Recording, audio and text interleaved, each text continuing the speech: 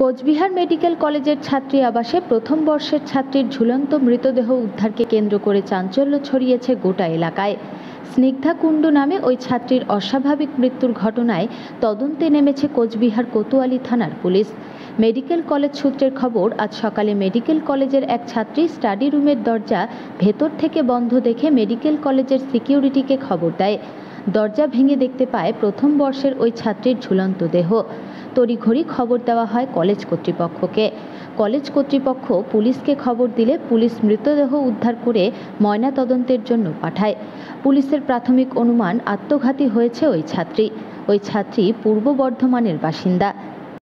এখন তো কিছু বোঝা যাচ্ছে না যে কি হচ্ছে, এখন আমরাও কিছু জানি না তো কীভাবে হলো। তো আমাদের একটা ফ্রেন্ড, যেহেতু খুবই ক্লোজ ফ্রেন্ড বলতে পারেন, এক ব্যাচে, খুবই আমরা দুঃখিত পাচ্ছি।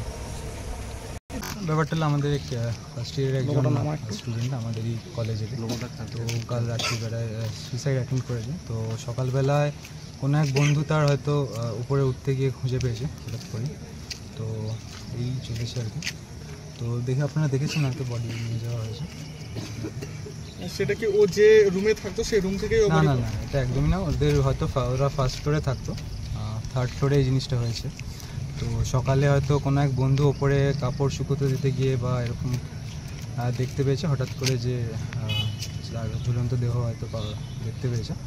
তো তারপরেই আর কি সবাই আর কি এসে দরজা ভেঙে। কলেজ কর্তৃপক্ষের পক্ষ থেকে কতটা কি পদক্ষেপ নেওয়া হয়েছে? দেখুন, প্রিন্সিপাল স্যার আমাদের আজকে এখানে উপস্থিত নেই, কিন্তু উনি যতটা সম্ভব সহযোগিতা করেছেন। এমএসবিবি স্যার তো অবশ্যই করেছেন, সব রকমভাবেই স্যারেরাও ছিলেন, সব ডিপার্টমেন্টের স্যাররা ছিলেন, সব অনেকেই। তো তারা সহযোগিতা করছেন এবং করবেন বলেছেন আরেকভাবে। মূলত কী বিষয় নিয়ে এই ঘটনাটা ঘটতে পারে বলে আপনাদের অনুমান? দেখুন, এটা বলা খুবই মুশকিল, এটা আস্তে আস্তে জানা যাবে, আপনার সামনে পরিষ্কার হবে জিনিসটা। যে ঘটনা ঘটতো সে কি ফার্স্ট ইয়ারের স্টুডেন্ট? হ্যাঁ। আপনার নাম? আমার নাম সুপ্রতিম মুখোপাধ্যায়। আপনি কোন ইয়ারের স্টুডেন্ট? আমি থার্ড ইয়ারের স্টুডেন্ট। সুপ্রতিম মুখোপাধ্যায়? হ্যাঁ, সুপ্রতিম।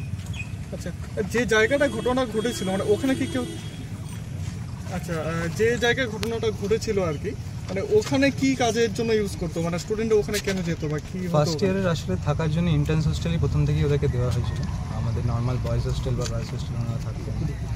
তো যেটা হয়েছিল যেটা শুনতে পাওয়া গেছে যে ফার্স্ট আর সেকেন্ড ফ্লোরেই সাধারণত থাকতো সব স্টুডেন্টরা। থার্ড ফ্লোরে কোনো একটা রুমে তারা পড়াশোনার জন্য ব্যবহার করতো।